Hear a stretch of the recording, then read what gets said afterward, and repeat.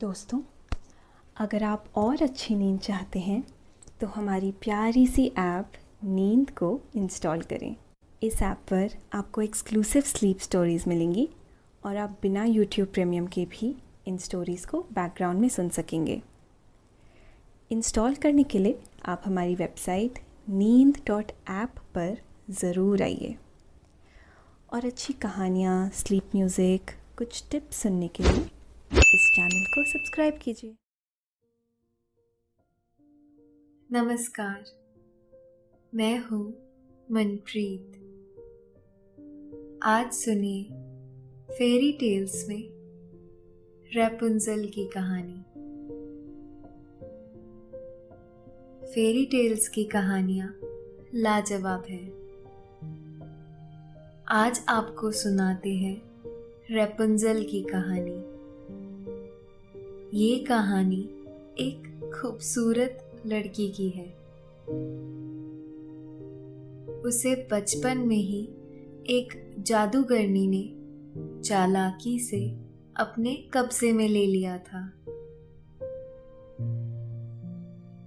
जादूगरनी ने रैपुंज़ल की परवरिश अपने हाथों से की।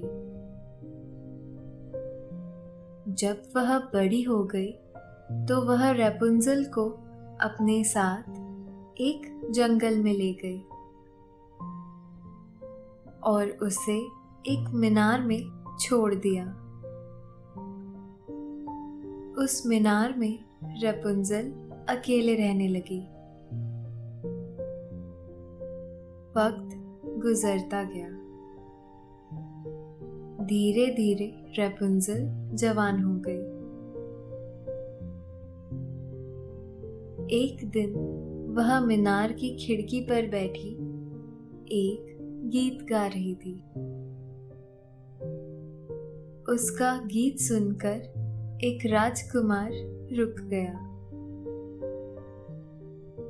इसके बाद क्या हुआ इस कहानी में, ये हम आपको सुनाएंगे। लेकिन पहले आप अपने आसपास की सारी लाइट्स ऑफ करके आराम से लेट जाएं। अपनी आंखें धीरे से बंद कर लीजिए। अब थोड़ा सा अपने शरीर को आराम दीजिए। थोड़ा और आराम। अपने शरीर को बिल्कुल ढीला छोड़ दीजिए।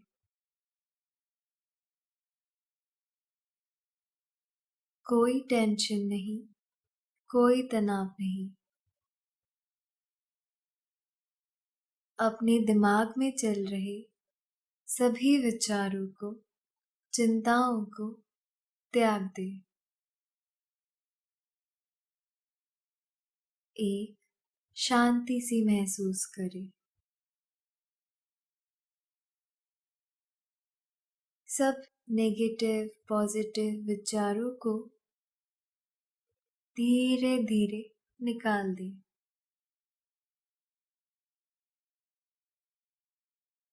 हाथों को सीधा करके अपनी कमर के साइड में रख लीजिए।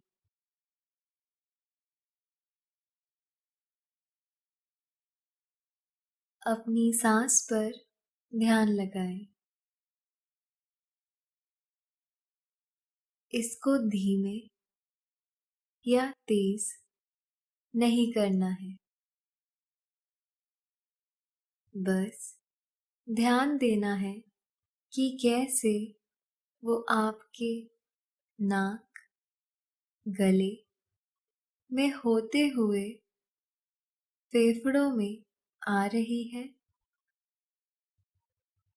और आपके फेफड़े फूल रहे हैं।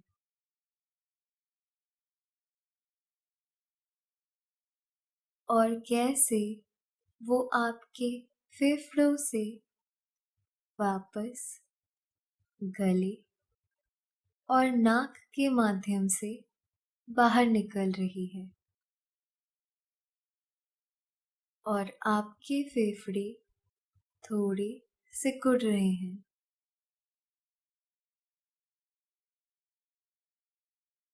मन शांत, एकदम शांत होता जा रहा है। आप बहुत अच्छा महसूस कर रहे हैं। खुद को काफी हल्का फील कर रहे हैं। सब तरफ शांति है, सुकून है, खामोशी है।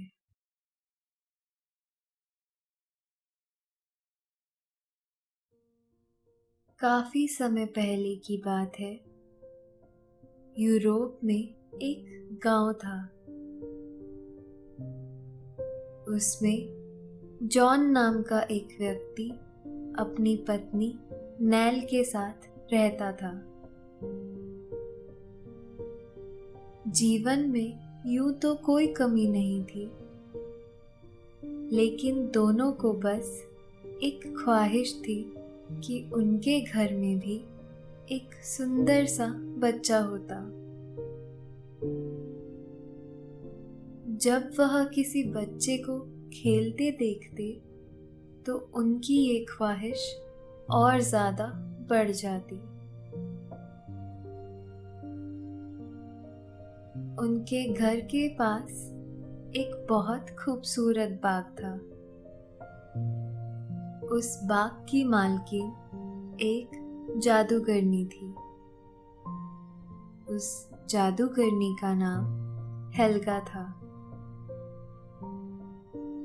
नैल अक्सर ही अपने घर की खिड़की से उस सुंदर बाग को निहारा करती थी।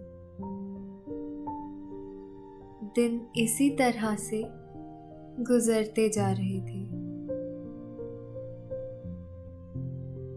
एक बसंत को नैल ने जब अपने पति जॉन को यह खुशखबरी सुनाई कि वह मां बनने वाली है, तो उसकी खुशी का ठिकाना नहीं रहा।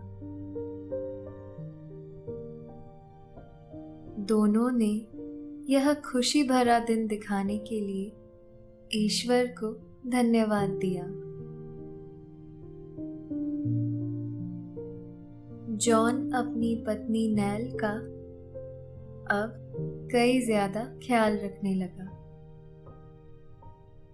वह उसके खाने पीने का अच्छी तरह से ध्यान रखने लगा। यही नहीं, वह उसकी हर छोटी से छोटी ख्वाहिश का बहुत ख्याल रखता। वह उसे कोई भी काम नहीं करने देता था। एक दिन की बात है।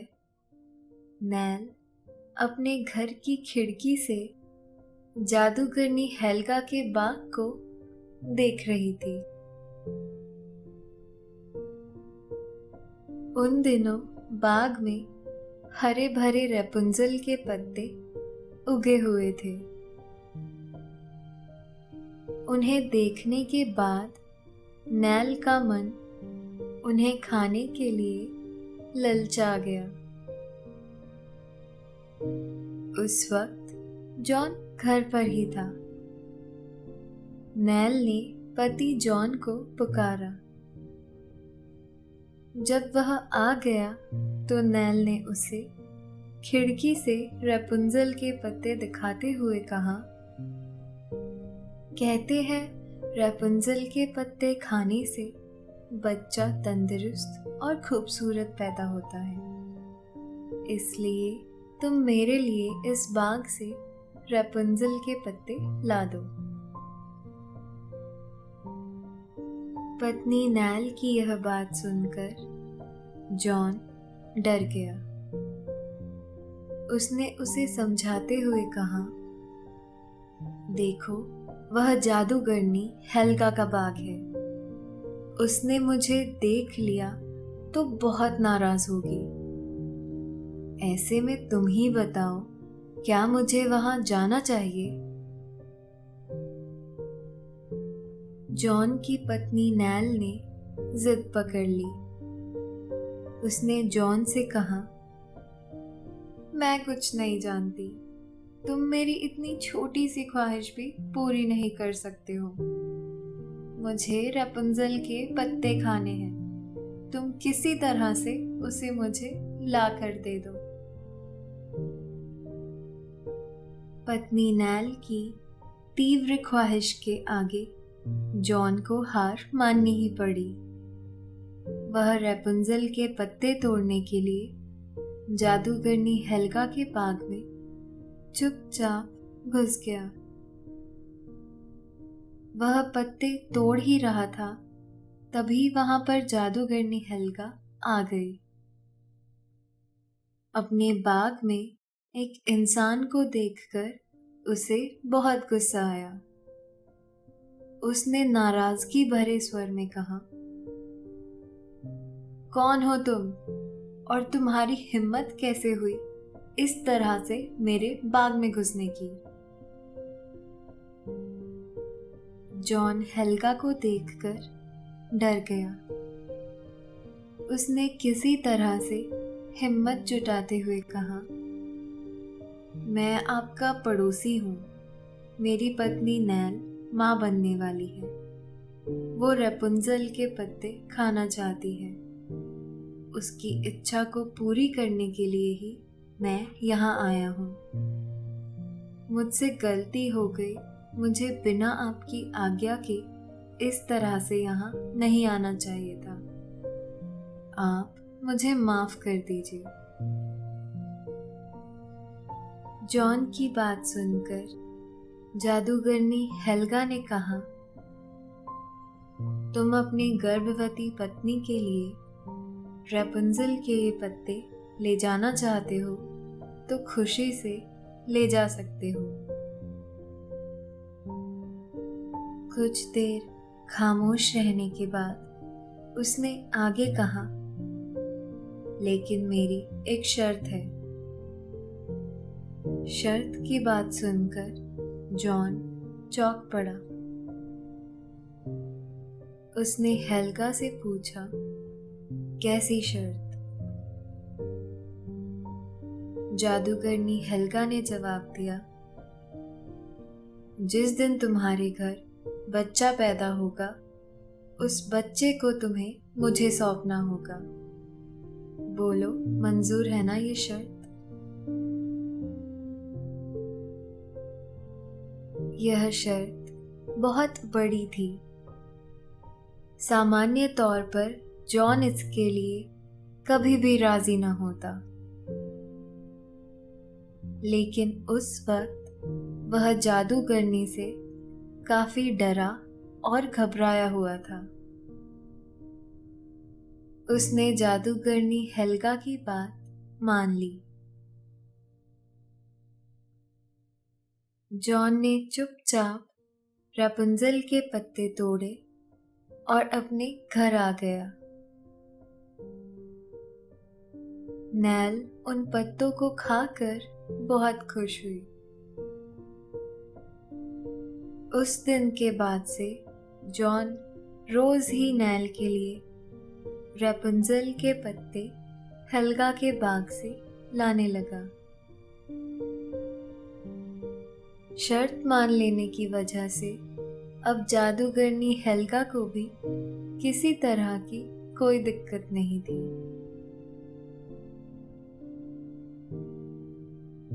दिन पंख लगाकर उड़ते रहे। कुछ दिनों बाद नैल ने एक बहुत सुंदर सी बच्ची को जन्म दिया। जादूगरनी हेल्गा को जैसे ही बच्ची के पैदा होने के बारे में पता चला, वह जॉन के घर पहुंच गई।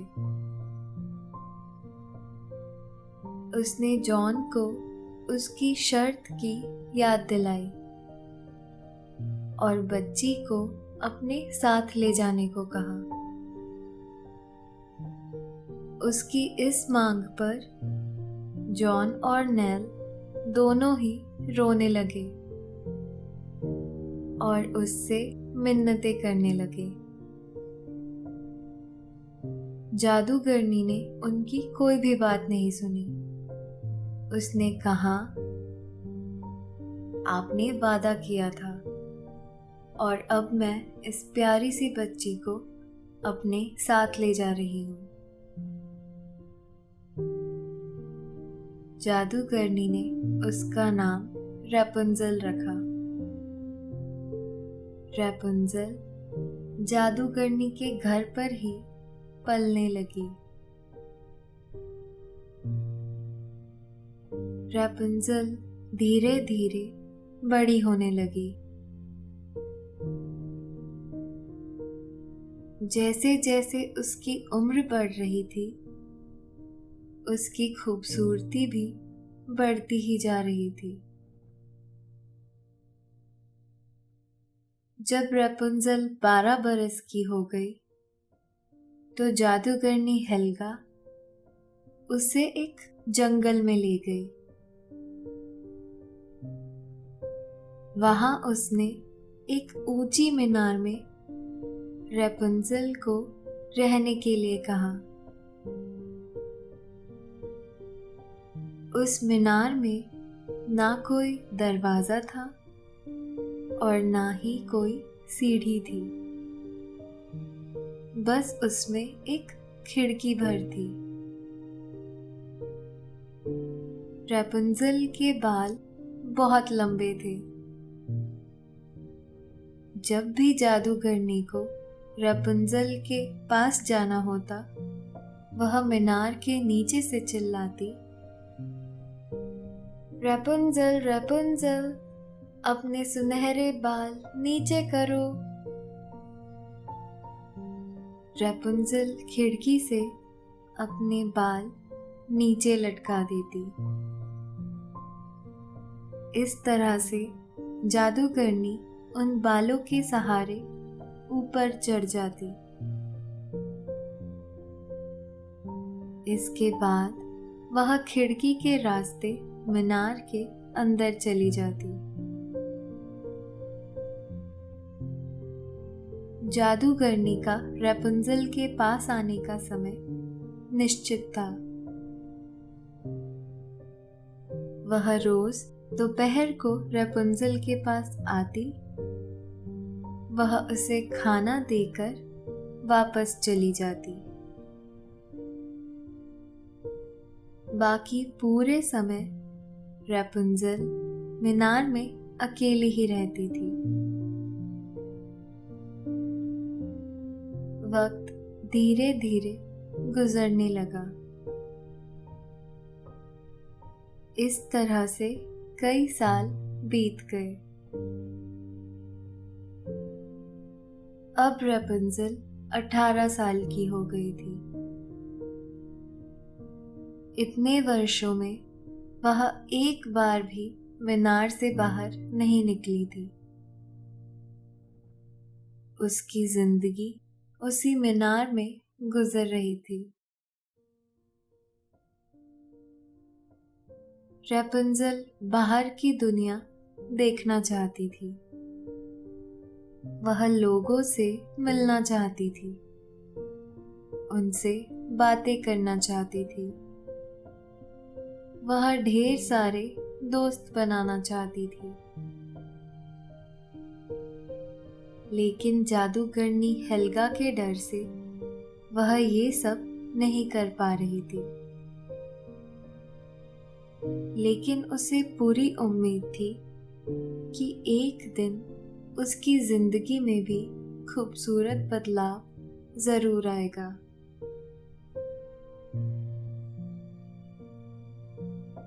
रैपुंज़ल जब भी उदास होती, वह खिड़की पर बैठ जाती और गीत गाने लगती। उसकी आवाज बहुत सुरीली और मीठी थी। वह जब भी गाती तो जंगल के पेड़ पौधे उसकी आवाज से खुश होकर झूमने लगते। चिड़िया चहचहाने लगती। एक दिन एक देश का राजकुमार उसी जंगल में शिकार खेलने के लिए आया। जब वह मीनार के पास से गुजर रहा था, उसने किसी के गाने की आवाज सुनी। वह यह गीत सुनकर चौंक पड़ा। उसे यह आवाज बहुत अच्छी लगी। दरअसल रैपुंज़ल मीनार की खिड़की पर बैठी एक गीत गा रही थी। रैपुंज़ल का गाना सुनकर राजकुमार सम्मोहित सा हो गया। वह एक पेड़ के पीछे खड़ा हो गया और चुपचाप गाना सुनने लगा। अचानक ही गाने की आवाज आनी बंद हो गई। तभी उसे एक कर्कश सी आवाज सुनाई दी। रैपुंज़ल रैपुंज़ल, अपने सुनहरे बाल नीचे करो।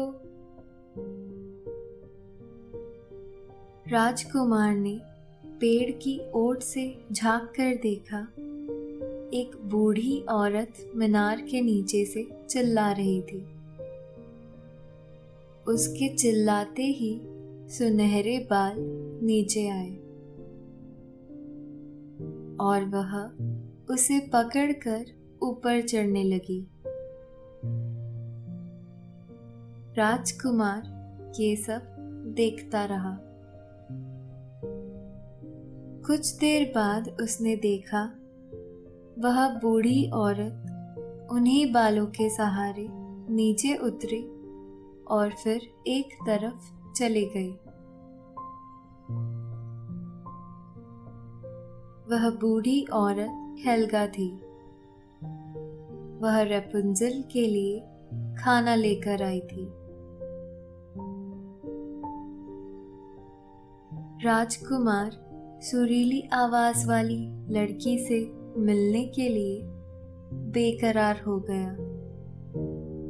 वह पेड़ की आड़ से बाहर निकला और मीनार के नीचे जाकर खड़ा हो गया।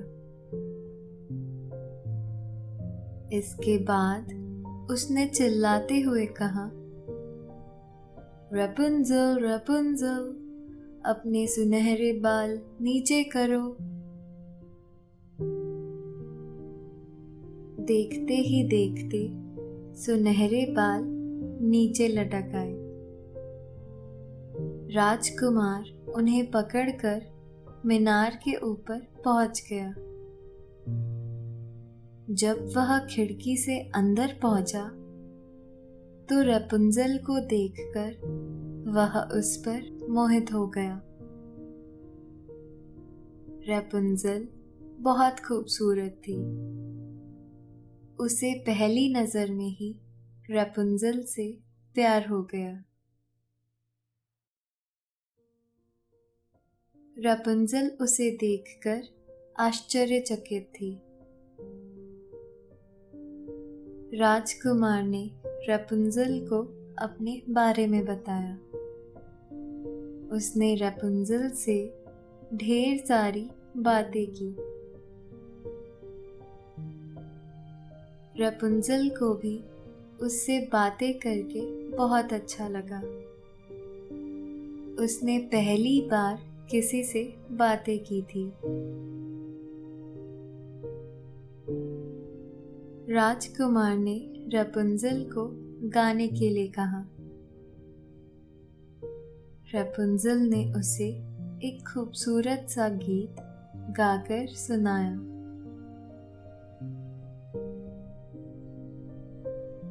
राजकुमार ने वादा किया कि वह रैपुंज़ल से मिलने के लिए रोज ही आया करेगा।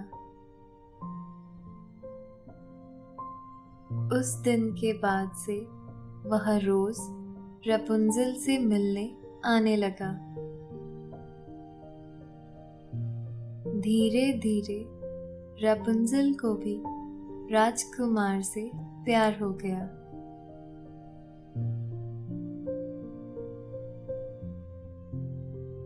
एक दिन राजकुमार ने रपुंजल के सामने शादी का प्रस्ताव रखा। रपुंजल ने खुशी खुशी यह प्रस्ताव कबूल कर लिया। राजकुमार रपुंजल को मीनार से किसी भी तरह बाहर निकालना चाहता था। उसने रपुंजल से मीनार से बाहर निकलने का रास्ता पूछा, लेकिन इस बारे में रपुंजल को कुछ भी नहीं पता था। रपुंजल ने कहा, मुझे इस मीनार से बाहर निकलने का रास्ता नहीं पता है। जादूगरनी हेल्गा मेरे बालों के सहारे ही ऊपर आती हैं। राजकुमार ने उसे कहा, ऐसे में मैं तुम्हें यहाँ से कैसे बाहर निकालूंगा? रपुंजल ने उसे एक उपाय बताया।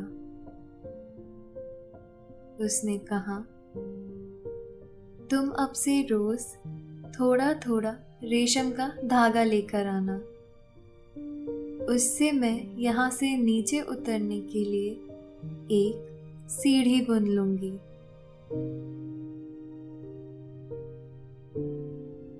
राजकुमार को उसका यह आइडिया बहुत अच्छा लगा। इसके बाद वह जब भी रपुंजल से मिलने के लिए आता, वह उसके लिए रेशम का धागा साथ जरूर लाता।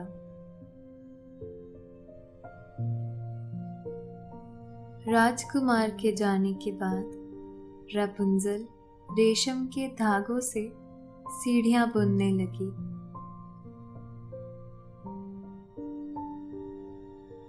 रपुंजल की मेहनत रंग लाई। उसने रेशम के धागे से सीढ़ियां बुनकर तैयार कर ली। वह बहुत खुश थी। अब उसे जल्द ही इस मीनार से आजादी मिलने वाली थी। वह बेसब्री से राजकुमार के आने का इंतजार कर रही थी।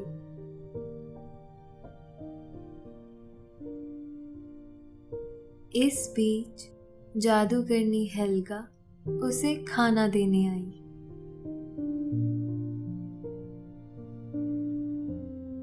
जब वह खाना देकर वापस जाने लगी, उसे रेशम की सीढ़ियां दिख गई।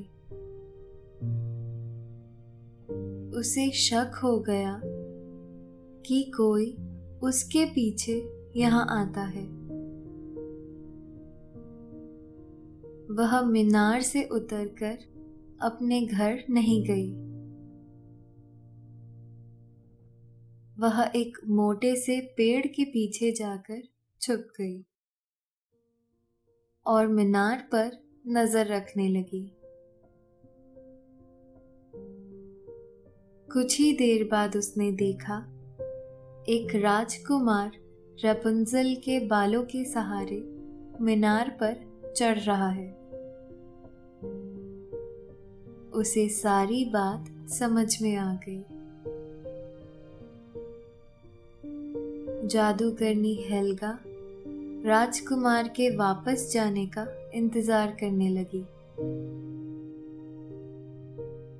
जब राजकुमार वहां से चला गया, तो वह फिर से मीनार में गई और उसने रपुंजल के बाल काट दिए। उसने रपुंजल को ले जाकर एक रेगिस्तान में छोड़ दिया। उधर राजकुमार इन सब बातों से अनजान था। अगले दिन वह फिर रपुंजल से मिलने आया।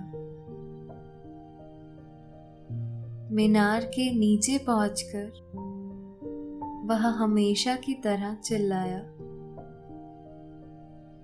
रपुंजल रपुंजल, अपने सुनहरे बाल नीचे करो। मीनार में छुपी जादूगरनी ने रपुंजल के कटे हुए बाल नीचे लटका दिए। राजकुमार उन बालों को पकड़कर मीनार में पहुंच गया। वहां रपुंजल की जगह जादूगरनी हेल्गा को देखकर वह चौंक पड़ा। इससे पहले कि वह कुछ कर पाता, जादूगरनी ने उसे मीनार से धक्का दे दिया।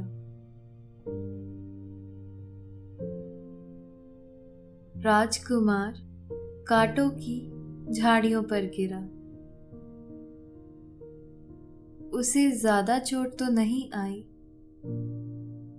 लेकिन आंखों में कांटा चुभ जाने की वजह से उसे साफ दिखाई देना बंद हो गया। वह रपुंजल की तलाश में भटकने लगा।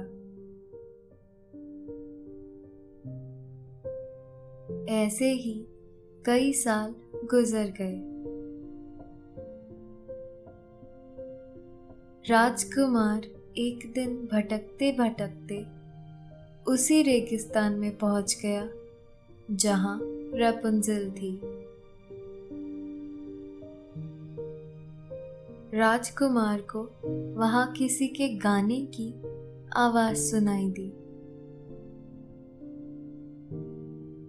राजकुमार तुरंत ही जान गया कि यह आवाज तो रपुंजल की है। राजकुमार रपुंजल को पुकारता हुआ आवाज की दिशा में दौड़ने लगा। रपुंजल ने राजकुमार की आवाज पहचान ली थी। वह भी उसकी तरफ दौड़ने लगी। कई बरस बाद दोनों की मुलाकात हुई थी। राजकुमार की हालत देखकर रपुंजल की आंखों में आंसू भर आए। यह आंसू राजकुमार की आंखों में गिर गए। इससे तुरंत ही उसकी दोनों आंखें पूरी तरह से ठीक हो गई।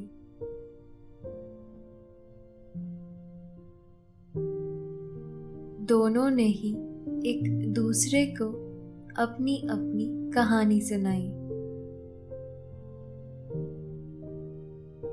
रपुंजल ने राजकुमार को बताया वह जुड़वा लड़के और लड़की का पिता बन गया है।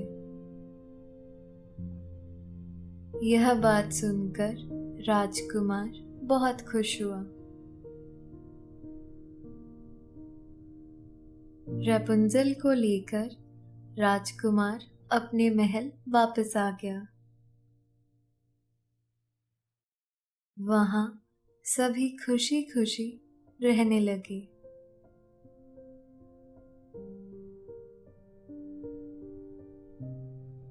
रपुंजल की कहानी बताती है कि जीत हमेशा प्यार की ही होती है।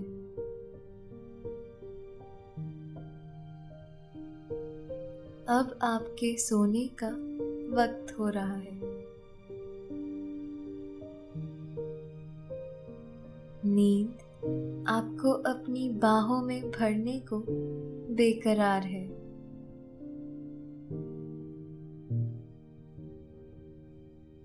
आप धीरे धीरे नींद की आगोश में समाते जा रहे हैं, समाते जा रहे हैं। शुभ रात्रि।